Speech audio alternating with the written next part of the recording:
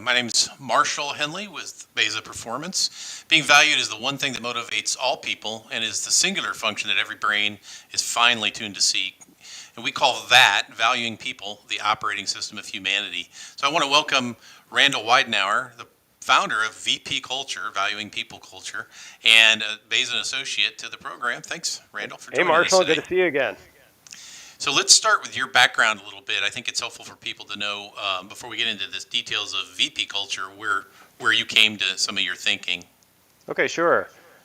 Yeah, my journey towards VP culture started with working at a lot of organizations with a lot of leaders who had a lot of great goals, noble things, nonprofits that were trying to create some good things in the world.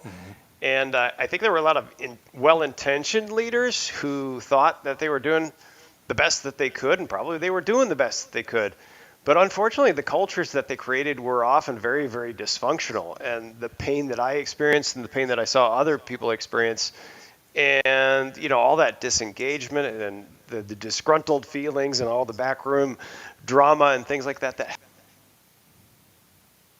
the leaders seemed to be well-intentioned, just ended up going the wrong way. So I began to question, like, what does it really take to create great culture, and what is it that really motivates all people?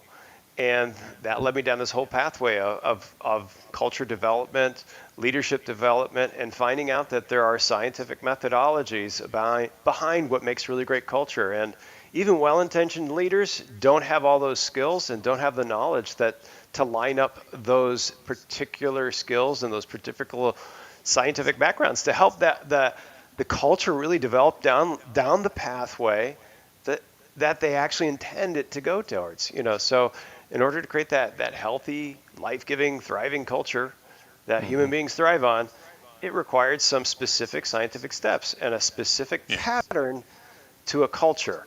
It wasn't random, and it wasn't just good intentions. You had to actually follow those patterns and develop it along those pathways. And that's what got us going in the right direction. So that past led me to this discovery and this pathway of discovery as I develop it and try to work it out in my own life. So, Beza Performance really focuses on what we call executive disciplines, or things that executives need to cultivate both in themselves and the organization. So when we met, I really resonated with this practice because we all want to be better leaders and we want to develop culture. But what I really resonated the most with is that you had identified kind of this is a singular thing. Maybe we could elaborate on that. This isn't 25 different things you can do, pizza parties, and this is a true singular focus for culture development.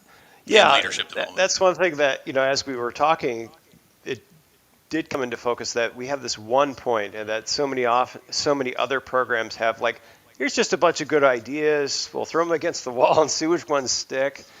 But I discovered that your culture has to have a singular point that you're going to. And that singular point needs to be valuing people, like you've already mentioned earlier. So that sounds good on paper. Yeah. Oh, sorry, go ahead. Well, that sounds good on paper. I'm sure the average person listening is like, okay, valuing people, that's the one thing, but that's really just this broad category of the 50 things that other people talk about. But obviously it's not, so let's help them understand that distinction. Yeah, so valuing people is the point that you want to guide people to, and it's kind of that heuristic that we're always going to use in our minds. Is this what I'm doing in this culture going to value the teammates that I'm with? Is it going to create value for my customers? Is it going to create value for myself? So it becomes the methodology to sort of discern all my activities and my behaviors with. And here's another distinction: is a lot of times in the culture literature that I was reading, you always had this bifurcation where they would say, yeah, you need to treat your people well, but you always have to keep your eye on the bottom line. So they were always kind of like presenting culture that was going in two directions, bottom line and people. And so what I decided, and what I saw the literature actually lining up, the research actually lined up like this, where if you had valuing people as the forerunner, that the finance would actually follow in lockstep. So you could actually line the two up, and you didn't have two goals. You had one singular goal of valuing people, and then the finances and the people thriving and the business thriving all followed that primary point, not having two separate points where people were feeling Yeah. pulled in two different directions. Where, like, if I have a culture that's focused on this, sometimes the people feel secondary. And then if I, some people think if I let this go, then the finances will just go into la la land.